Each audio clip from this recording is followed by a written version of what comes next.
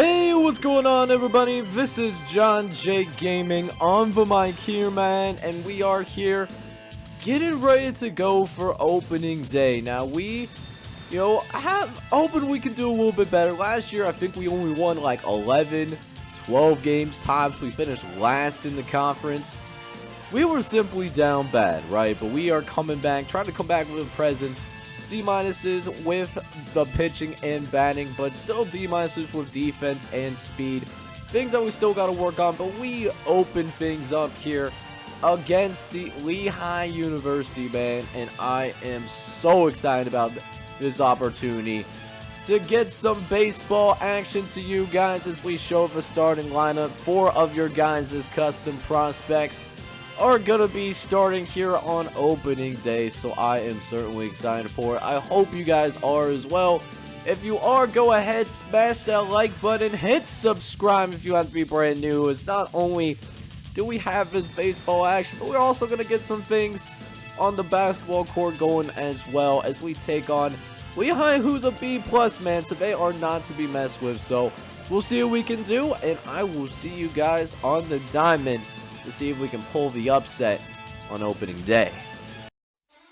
Alright, boys, so let's go ahead and jump right into baseball season as we are keeping up with this Lehigh squad that has some expectations, man. So if we can keep it competitive against them, that would be a really good step for our baseball program, considering that we did finish season 1 as one of the worst ranked teams in all of Division 1. So got a long way to the ground up, but right now looks like Lehigh is seriously threatening as they are going to get a base hit out into center field, trying to hit that cutoff, man, so that we can get that out at home. But we were just a little bit late, unfortunately, and Lehigh here in this 3rd inning is going to take a 1-0 lead as Rick Cashner comes to the plate. We still have 2 outs here in the 3rd. We only need 1 more out, but Jacob Lakefield can't catch up to it, and that's going to be another extra base hit. Gonna try to throw it in from center field, and that's also gonna score yet another run. So we find ourselves down 2-0, and it's going to get a little bit worse as that is hit over the left field wall. And that thing is going to be gone. Like a girl in a country song, that is a home run. And that, of course, is a no-doubter for Gene Staley, who gets his first home run of the season, as well as his first couple of RBIs as well.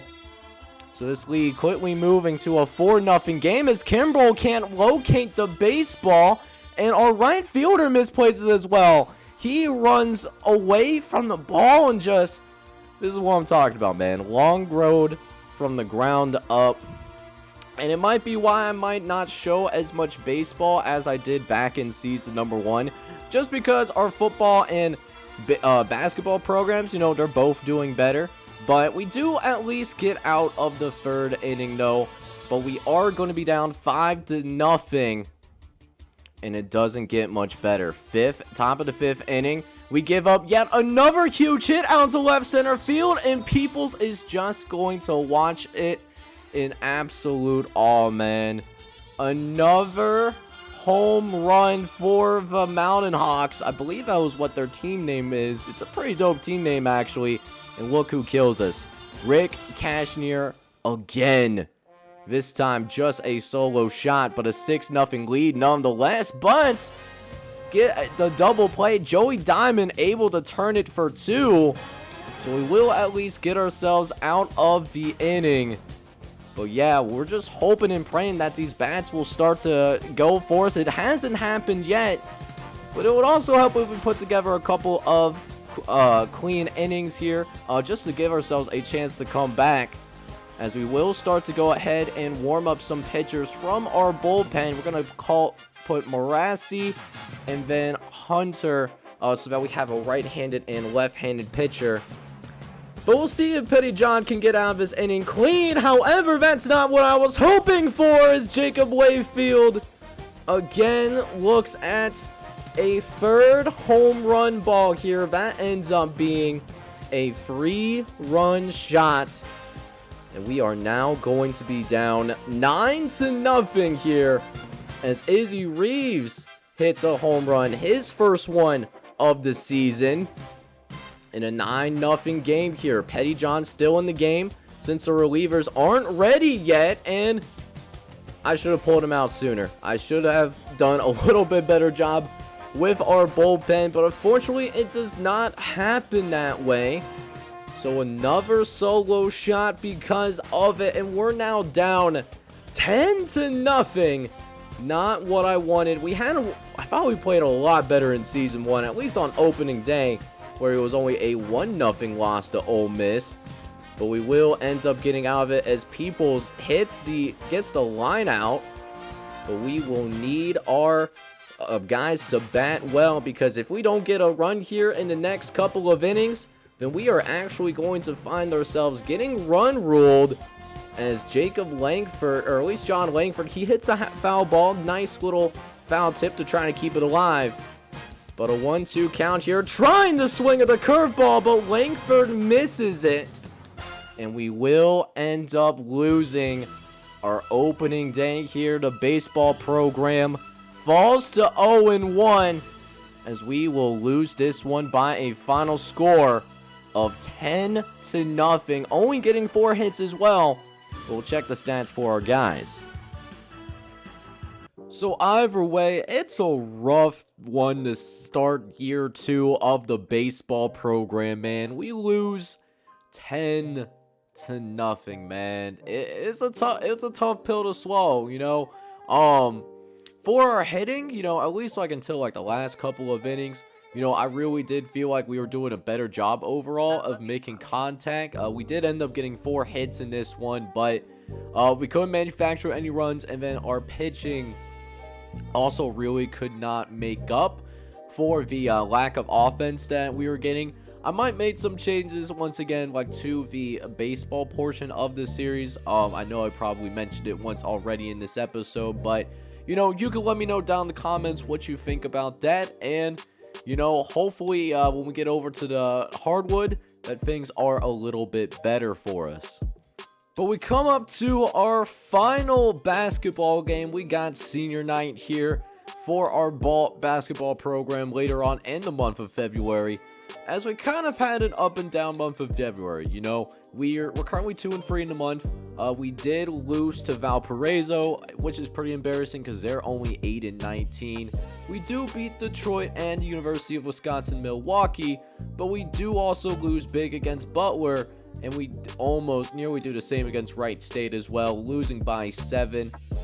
So that means we are currently 12-12 on the season so far, going into our final regular season game. And hey, that means we got some seniors on the roster, man, that we got to celebrate real quick. Some of the seniors that are going to be playing their final home game for Youngstown State. We got Birdie Footlock, who is, of course, the best player that we have on our team. We do also have Reese Schifino, another senior starter that has been getting a lot of love. He's been a solid starter, solid player for us for sure.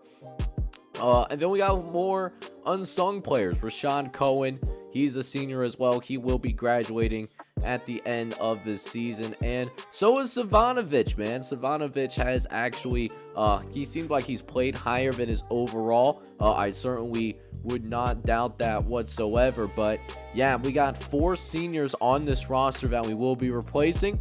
And we're going to go out there and see if we can send these seniors out on a good note, making sure that we go ahead and win our final home game before we go into the conference tournament. So let's go ahead and jump ourselves into senior day here for our basketball program, and looking at the little bit of a preview for our matchup here against Illinois Chicago. It does definitely seem like it's going to be a pretty even-Steven matchup. You know, we are taking on, you know, basically pretty even between us and the Flames here. But we got to take care of business here. If we win, of course, we will be over 500. But we'll also ensure ourselves a little bit better of a seed so that we can get ourselves into a better spot in the conference tournament. Because here in the Horizon League, that is obviously king here as we give up an two offensive rebounds to start. And not only that, but Reese Safino, he's going to be called for the foul and gives up the bucket. And early on, man, the Flames are taking it right to us. But we got some very talented... What was that? But we get the steal, though. Oh, hang on. Okay, so little unorthodox way for us to go ahead and get the bucket. But, hey, man, we got the points, man. That's really all that matters. And we also get the steal. Here comes Shafino going the other way and kicks it out to Vadim Parker to Birdie. Bang! Birdie with a huge slam. And we will take the lead here in an 11-9 game here. Flames keeping it close early as they pull up for free and bangs it right in our face. Massive pause there. And still, either team can win this game. It's very early as Dennis will try another free-pointer. That's no good, but we can't get the rebound, though. And Dixon is going to kick it out and get a bucket. So the Flames will have a temporary lead as Shafino tries the free-pointer. That's no good as the Flames try to take it the other way. And somehow getting a dot through our defense. I don't know how that managed to get through there, but hey, they found a way regardless. As now Bradshaw, he'll try a free-pointer as well, but that's going to be no good. Ronald Turner will get the rebound as Savanovic will back it out as it's Finn Otis kicks it inside to Vadim Parker, who gets the post hook. And not what I was trying to do, but hey, man, it gets me some points at the end of the day. I am not going to complain.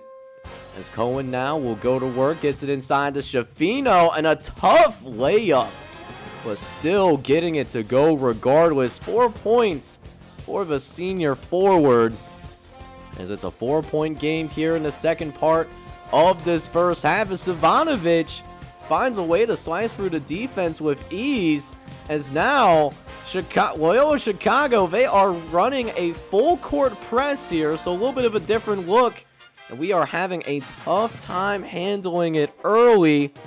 So that does mean, we got to make some adjustments ourselves, man, if we want to beat this full court press. As our defense is a little bit confused, kind of scrambling everywhere. The ball movement for the Flames really fantastic before Fuller takes the free. And he ends up airballing it. And now here comes the Penguins. Savanovic kicks it out to Otis. Otis has a smaller man on him and draws the blocking foul. So he will go to the free throw line, and he will actually make both free throws. One of our bigger leads of the day so far, a 5-point game as Bradshaw kicks it out to Whaley in the corner. Is he looking for some space to pull? No, he gives it a turnover. Here comes Cohen to Savanovic, who lays it up and gets it to go. And continuing to grow our lead, a 7-point game. As we now have some backups in the game. The freshman Jody Gentry, who kicks it out to Vadim Parker. Parker to Gentry, looking for a screen, gets it. Kicks it to Finn Otis, got Savanovic in the corner. Thought about the free for a second, but gives it to Parker instead. And now it's a scramble for the offensive rebound. Third offensive board goes to Finn Otis, and he will... It took 4 tries. It was a lot of tries for a point-blank range, but we get it to go regardless, okay? So we at least got that going in a 9-point game here. Trying to get it to double digits. We wanted to kick it inside to Finn Otis, but we turn the ball over instead, and here comes the Flames. Fuller pulling up for the mid-ranger Danger, and will get that bucket to go as well, as it's still a 7-point game tie. Looking for Vadim Parker. Parker to Savanovic. Got Ronald Turner on the inside. Smaller man, and using the backboard as well.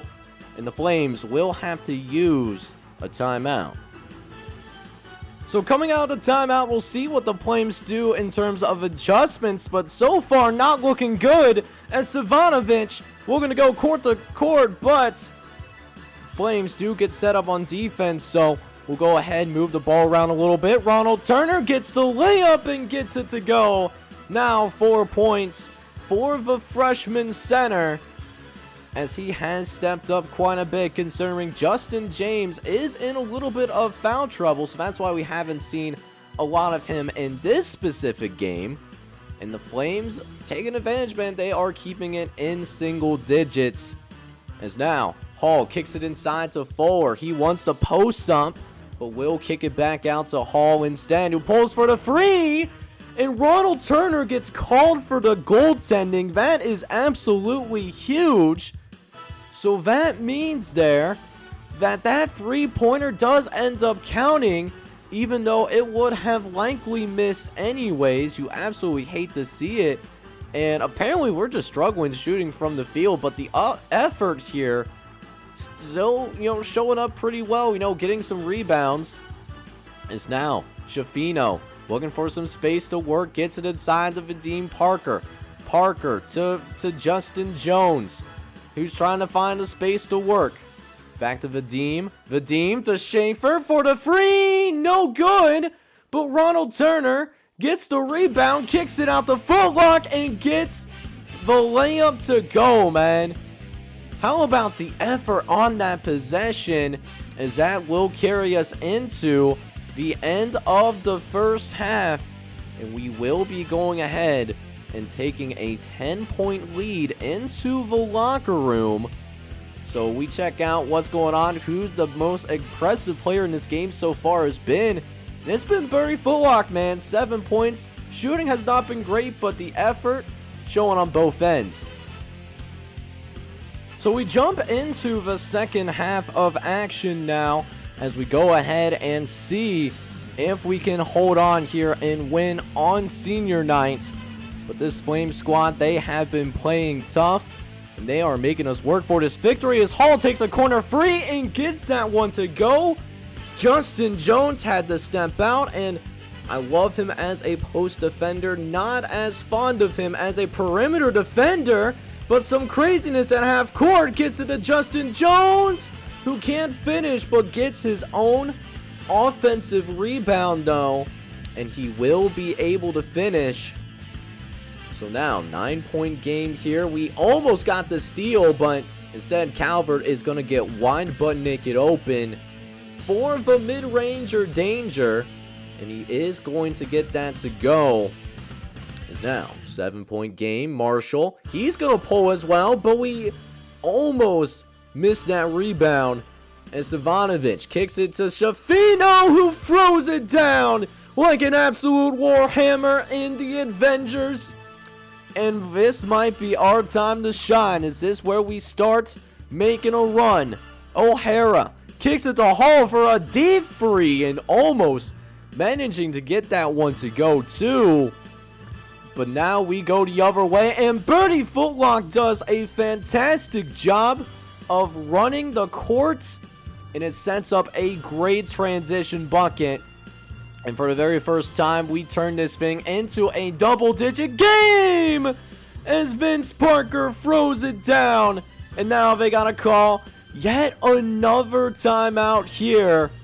The Flames certainly are rattled, and we'll see if we can take advantage of it. Coming out of the timeout, Bertie, he pulls up for three. He can make those, but he can't get that one to go. We try to get the offensive rebound, but it doesn't lead to any points though, as it's still hovering around 10 points. Calvert on the perimeter trying to drive it into the paint, and Finn Otis trying to get the block, but it's going to be called a foul.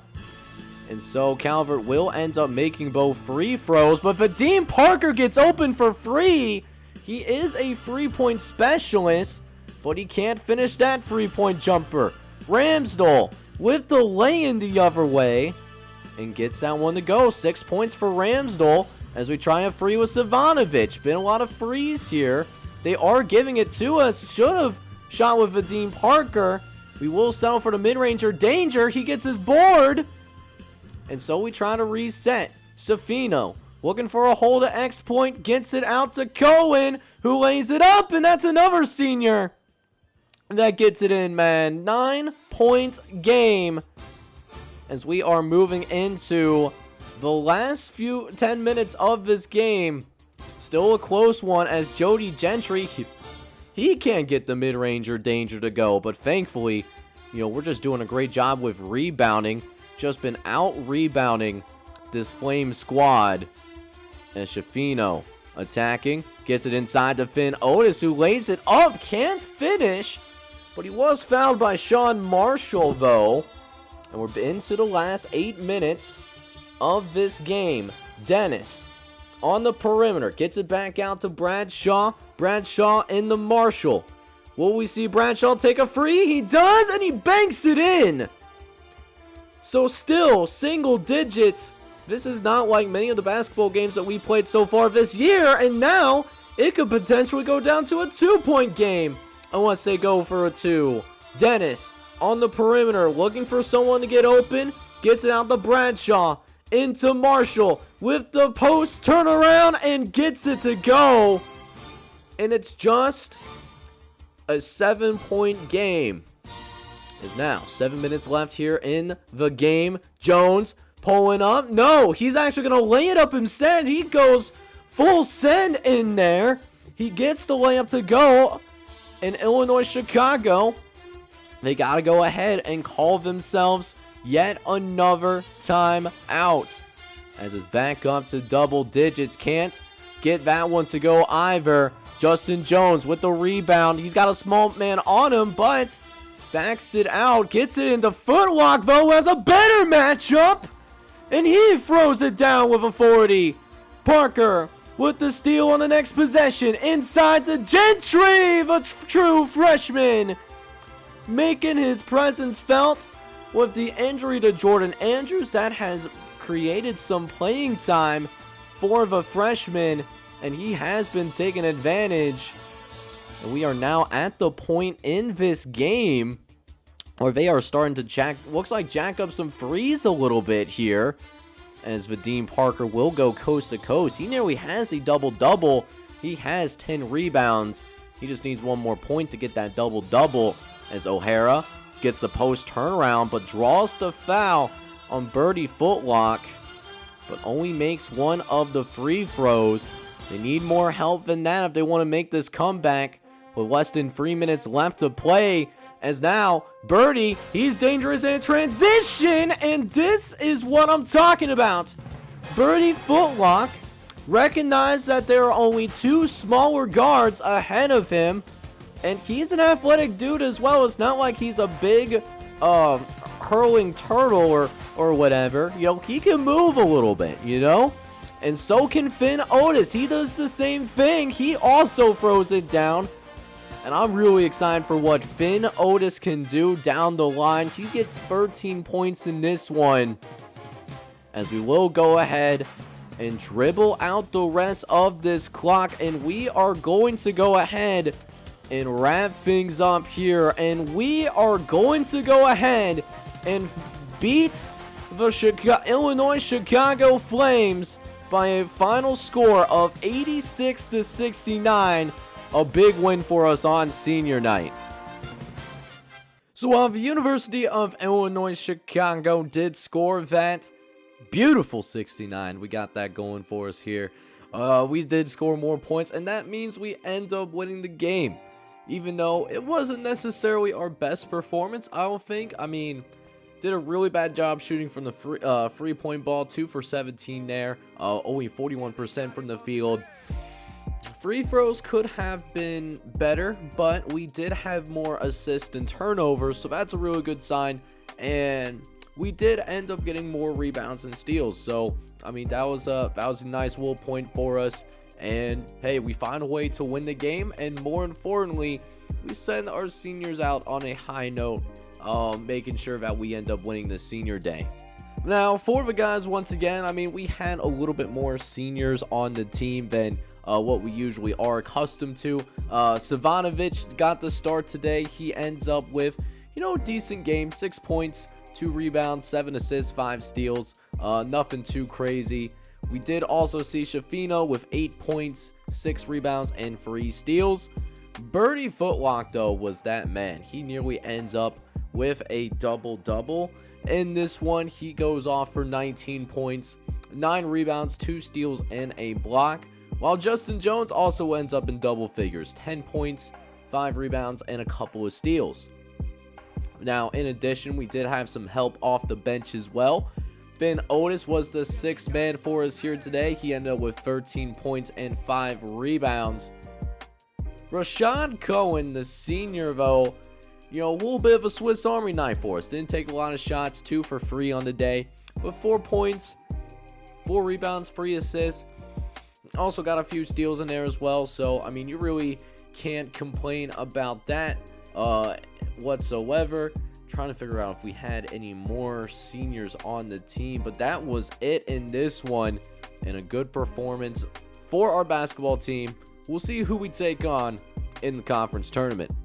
So the victory that we did end up putting together does actually put us in 5th within our conference. So a very solid finish for us. But the interesting part in this in the schedule, right? So check this out. So despite the fact that we do finish as like the 5th best team in the conference, we do, and I mean this like in the very first round too, we got to go and take on Detroit, who I believe had one of the better records. Yeah, they finished with a record ahead of us, which, I mean, not that big of a deal, as we go ahead and check out the tournament tree that we will be dealing with here. Now, we are going to be in the same bracket as Butler, so that's going to be really interesting. Illinois, Chicago, and Cleveland State, they got to go play each other, and then we'll play the winner of the Butler and whoever comes out of this game, right? So that's what our bracket's looking like. But looking at the Detroit Titans, now they go by Detroit Mercy now, but that being said, we're pretty even. Detroit does have a really good coach. Their coach is much better than we are, but we have really good rebounding abilities. I think that's where we definitely can have an edge. And listen, the journey to the NCAA tournament, it starts now. We got to start off, we got to set a tone, right? That's really what it barrels down to. So that being said, next episode, I will have the very first round of the Horizon Conference Tournament, and I hope you guys are ready for it. If you are, make sure you go ahead, you smash that like button, hit subscribe if you do happen to be brand new. And with that, this is John Shake Gaming on the mic signing off. I'm hoping you're all out there having a good one. Take care, everybody.